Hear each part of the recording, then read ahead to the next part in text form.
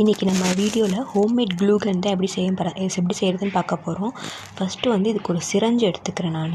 அந்த சிரஞ்சோட மேல் பகுதியை வந்து நம்ம கட் பண்ணிக்கணும். இந்த மாதிரி வந்து மேலே இருக்கிற பகுதியை மட்டும் நம்ம கட் பண்ணி தனியாக எடுத்துடணும். தனியாக எடுத்தால் இந்த மாதிரி தான் இருக்கும் நமக்கு.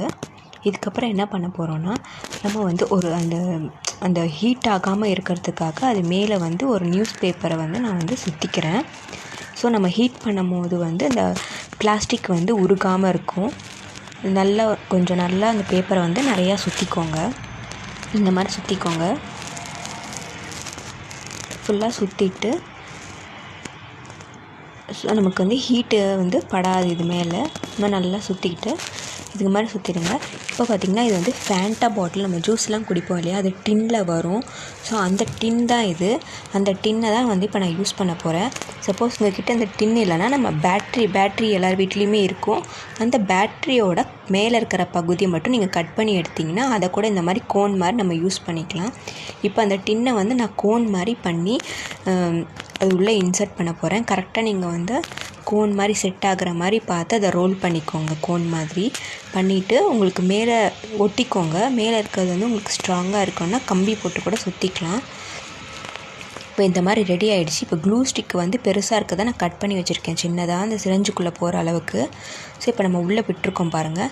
இப்போ உள்ளே விட்டு நம்ம ப்ரெஸ் பண்ணும் போது அது வந்து நல்லா உள்ளே போகும், நமக்கு ஃபுல்லாக வந்து இதுவாகும். இப்போ வந்து மேலே நம்ம வந்து ஹீட் பண்ணலாம். இப்போ வந்து கேண்டிலை வச்சு இப்போ நான் கேண்டில் வச்சு ஹீட் பண்ண போகிறேன். ஸோ கொஞ்சம் நேரம் ஆகும் ஹீட் ஆகி வரத்துக்கு. இப்போ பார்த்திங்கன்னா நான் மேலே வந்து ஒரு கம்பி போட்டு சுற்றிருக்கேன்.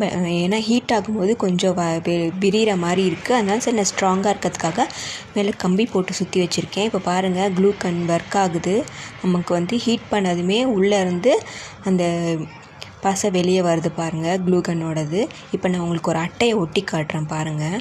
இப்போ வந்து நம்ம ஒரு அட்டை ஒட்டி பார்க்கலாம், எப்படி ஒட்டுது ஒர்க் ஆகுதுன்னு பார்க்கலாம். இப்போ கொஞ்சம் ஹீட் பண்ணிக்கிறேன். ஹீட் பண்ணிவிட்டு இப்போ அந்த க்ளூ கன்னை வந்து அப்ளை பண்ணுறேன் அட்டையில். பாருங்கள் உங்களுக்கு ஸ்ட்ராங்காக ஒட்டிக்கிச்சு. கொஞ்ச நேரம் வெயிட் பண்ணலாம். இப்போ வந்து இந்த சோப்பு டப்பா வந்து நான் ஸ்டாண்டு மாதிரி யூஸ் பண்ணுறேன். உங்கள்கிட்ட வேறு ஏதாவது பாக்ஸ் இருந்தால் அதை கூட நீங்கள் ஸ்டாண்டு மாதிரி யூஸ் பண்ணிக்கலாம். அதை வச்சு கூட நீங்கள் கீழே ஹீட் பண்ணிக்கலாம். இப்போ வந்து தீந்து போச்சுன்னா அந்த க்ளூ ஸ்டிக்கு திரும்ப ஒரு க்ளூ ஸ்டிக்கை எடுத்து நீங்கள் உள்ளே வந்து இன்சர்ட் பண்ணிவிட்டு மறுபடியும் யூஸ் பண்ணிக்கலாம். அவ்வளோதான், க்ளூ ஸ்டிக் ரெடி ஆகிடுச்சு. வீடியோ உங்களுக்கு பிடிச்சிருந்தா லைக் பண்ணுங்கள், கமெண்ட் பண்ணுங்கள், ஷேர் பண்ணுங்கள். நம்ம சேனலை சப்ஸ்கிரைப் பண்ணுங்கள். Keep supporting friends.